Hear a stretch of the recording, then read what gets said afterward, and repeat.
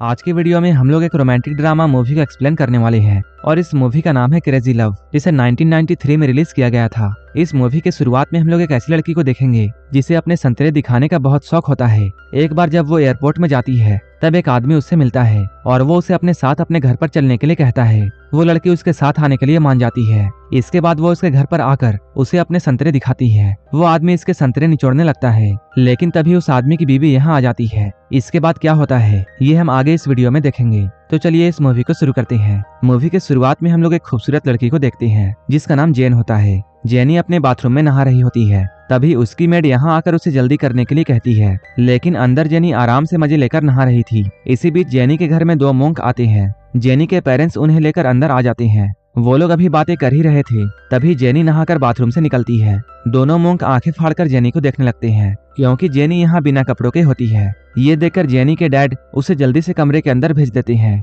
और वो मोंक से माफी मांगते हैं। जेनी कुछ ज्यादा ही खुले विचारों वाली होती है और उसे घर में कपड़े पहनने की आदत नहीं थी। उसे सबके सामने अपने अंगों को दिखाना और खास करके अपने संतरों को दिखाना बहुत पसंद था। कुछ देर के बाद मोंक वहां से चले जाते हैं। जेनी भी कपड़े पहनकर बाहर आती है। यहाँ से जाने से पहले वो अपने डैड से मिलती है। उसके डैड उसे पैसे देते हुए ये कहते हैं, तुम गंदे लड़कों से दूर रहना और किसी को भी अपने संतरे निचोड़ने मत देना। इसके बाद जेनी अपने माँ से मिलकर एयरपोर्ट के लिए निकल जाती है। गाड़ी में बैठकर वो अपने बॉयफ्रेंड का फोटो निकालती है। उसके बॉयफ्रेंड का नाम चैंग था। इसके बाद जेनी चैंग को कॉल करती है और वो उसे भी अपने साथ यूके आने के लिए कहती है, लेकिन चैंग जेनी को मना कर देता है क्योंकि वो किसी काम में बिजी था। चैंग के मना करने के बाद जेनी उदास हो जाती है। थोड़ी ही देर बाद जेनी एयरपोर्ट पहुंचकर अपने दोस्त एना से मिलती है। एना को इसका बॉयफ्रेंड सू एयरपोर्ट छोड़ने के लिए आया था। इसके बाद सू एना के गले लगकर ये कहता है, काश मेरे पास भी पैसे होते, तब मैं भी तुम्हारे साथ यूके चलता। ये सुनने के बाद जेनी अपना टिकट सू के नाम पर करवा देती है। जेनी के ऐसा करने से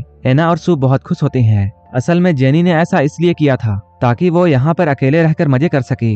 इसके बाद जेनी एना को कुछ लेटर्स देते हुए ये कहती है, यूके जाने के बाद तुम इनमें से एक चिट्ठी हर हफ्ते मेरे पेरेंट्स को भेजना। इसके बाद जेनी एयरपोर्ट से निकलती है। एयरपोर्ट से निकलते हुए उसकी नजर एक कपल पर जाती है। यहाँ हस्बैंड अपनी वाइफ को एयरपोर्ट छोड़ने के लिए आया था, लेकिन उसके वाइफ के जाने के बाद वो आदमी जेनी के पास आकर उससे फ्लर्ट करने लगता है क्योंकि उसकी वाइफ आज घर पर नहीं रहेगी, इसलिए वो आज रात जेनी के साथ मजे करना चाहता है। पहले तो जेनी उसे मना करती है, लेकिन जब वो देखती है उस आदमी की वाइफ वापस आ रही है, तब वो जानबूझकर उसकी वाइफ को दिखाते हुए उस कार में बैठ जाती है। इसके बाद वो आदमी जेनी को लेकर अपने घर में पहुंच जाता है। यहाँ जेनी फिर से अपने संतरे निकालकर बैठ जाती है। जेनी के संतरों को देखकर वो आदमी जेनी से पूछता है, क्या तुम कोई मॉडल हो? इस पर जेनी कहती है, नहीं, मैं अभी अपनी पढ़ाई पूरी कर रही हूँ। वो आदमी जेनी से कहता है, मैं एक डॉक्टर हूँ। इसके बाद वो जेनी को चेक करने के बहाने उसके संतरों को निचोड़ने लगता है। जेनी उसके इरादों को समझ जाती है, लेकिन जेनी ये बात अच्छे से जानती थी कि उस आदमी की वाइफ कभी भी यहाँ पहुँच सकती है और इसलिए वो उस आदमी को नहीं रोकती है।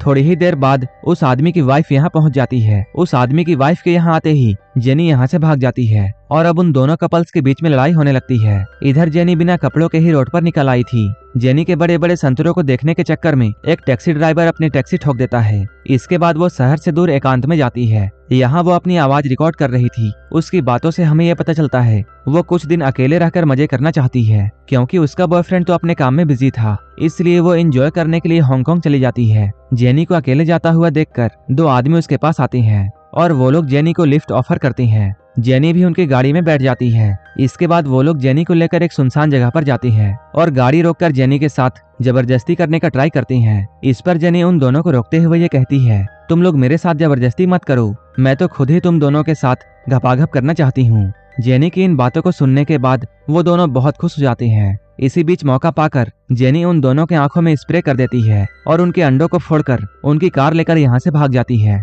उन दोनों के जबरदस्ती करने की वजह से जेनी के कपड़े काफी फट गए थे। इसके बाद वो बीच रोड में ही अपने कपड़े बदलती है। पास में ही बैठा हुआ एक कपल जेनी को ऐसा करता हुआ देखता है और वो लोग जेनी को देखकर बहुत हैरान हो जाते हैं। इसके बाद जेनी इस कार को लेकर आगे बढ़ जाती है।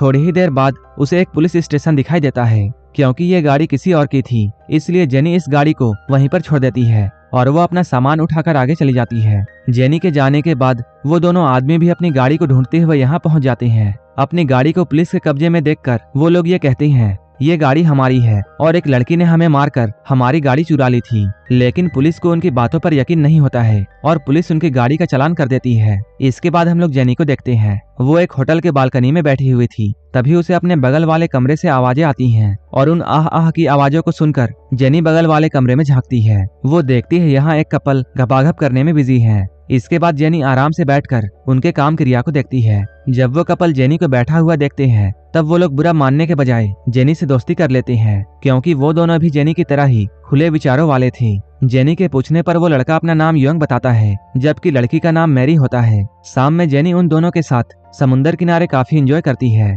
यहाँ बहुत मस्ती करने के बाद वो तीनों यहीं पर रात गुजारने का फैसला करते हैं। जेनी योंग से पूछती है, तुम मैरी को कब से जानते हो? इस पर योंग जेनी से ये कहता है, मैं जेनी से 3 दिन पहले ही मिला हूँ और मैं अपने लाइफ के हर पल को एंजॉय करना चाहता हूँ। इसके बाद योंग जेनी से आगे कहता है, मैं तब तक किसी रिलेशन में रह सकता हूँ जब तक उस रिलेशन में प्यार का एहसास हो, क्योंकि जब प्यार का एहसास नहीं होता है तब बेकार के रिश्ते का क्या फायदा। जेनी उसकी बातों को ध्यान से सुन रही थी। उसे योंग की हर बात सही लग रही थी। फिर सुबह होने के बाद ये दोनों जेनी को बाय बोलकर यहाँ से निकल जाते हैं। उनके जाने के बाद जेनी अकेले ही यहाँ वहाँ बीच में घूमने लगती है। इसके बाद हम लोग डेव को देखते हैं। डेव यहीं पर बैठकर जेनी को देख रहा था। इसके बाद जेनी डेव के पास जाकर उससे दोस्ती कर लेती है। इसके बाद हम लोग जेनी को डेव के घर पर देखते हैं। जेनी थकी हुई होने की वजह से डेव के बेड पर ही सो जाती है। इसके बाद वो उठकर डेव के साथ खाना खाती है। खाना खाने के बाद ये दोनों बातें करते हैं। यहीं पर जेनी डेव से पूछती है, तुमने मुझे जब पहली बार देखा था तब क्या तुम्हें मेरे साथ घपाघप करने का मन किया था? ये सुनकर डेव हाँ कहता है। इसके बाद ये लोग यहाँ पर एडल्ट बातें करते हैं। इसके बाद जेनी अपने कपड़े उतारकर डेव को अपने संतरे निचोड़ने के लिए कहती है। जेनी की बातों को सुनने के बाद डेव उसके संतरों को चूसता है। उस दिन के बाद से ही दोनों एक दूसरे के साथ रहने लगते हैं। अब दोनों को एक दूसरे से प्यार हो गया था। ये लोग एक दूसरे के साथ काफी एंजॉय भी करते थे। ये लोग एक दूसरे का साथ पाकर बहुत खुश थे। एक दिन जेनी डेव के साथ शॉपिंग के लिए मार्केट जाती है। इसके बाद वो एक दुकान में जाकर अपने लिए चश्मे देखने लगती है। जेनी के रस भरे संतरों को देखकर दुकान का मालिक भी उसके साथ घपाघप करने की सोचता है। वो जेनी को पटाने के लिए एक चश्मा और एक कपड़ा उसे फ्री में गिफ्ट में देता है। ये सब देखकर डेव को अच्छा नहीं लगता है। फिर वो जेनी को लेकर यहाँ से निकल जाता है, लेकिन दुकानदार उन्हें रोककर शाम में एक बार में आने के लिए कहता है। इसके बाद हम लोग इन तीनों को उस बार में देखते हैं। इस बार में जेनी काफी ज्यादा पी लेती है। इसके बाद वो उस दुकानदार के साथ डांस करने लगती है। इत्तेफाक से वो दोनों गाड़ी वाले लड़के भी यहाँ पहुँच जाते हैं। जेनी को डेव के साथ देखकर वो लोग ये समझ जाते हैं डेव उसका बॉयफ्रेंड है।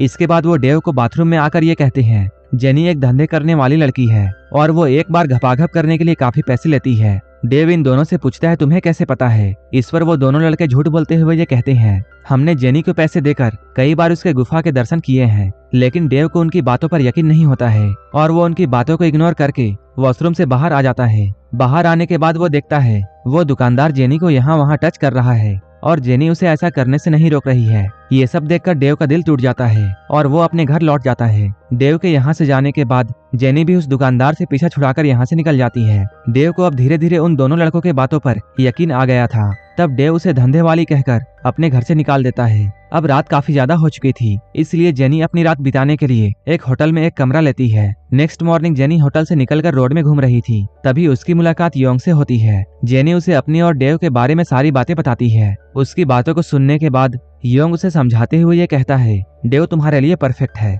और वो तुमसे सच्चा प्यार करता है। तुम्हें खो देने के डर से उसने तुम्हें डांटा होगा। योंग की बातों को सुनने के बाद जेनी डेव के पास में जाती है। यहाँ आकर जेनी ये देखती है डेव ने दीवारों में उसकी पेंटिंग बना रखी है। अपनी सारी बातें उसे एक्सप्लेन करती है। डेव भी अपनी गलती के लिए सॉरी कहता है। इसके बाद वो जेनी को गले से लगा लेता है और इस मूवी की यहीं पर हैप्पी एंडिंग हो जाती है। अगर आपको ये मूवी अच्छी लगी हो तब एक लाइक जरूर कर देना और ऐसे ही वीडियोस के लिए मेरे चैनल को जरूर सब्सक्राइब कर लेना। तो मिलते हैं हमारे नेक्स्ट वीडियो में।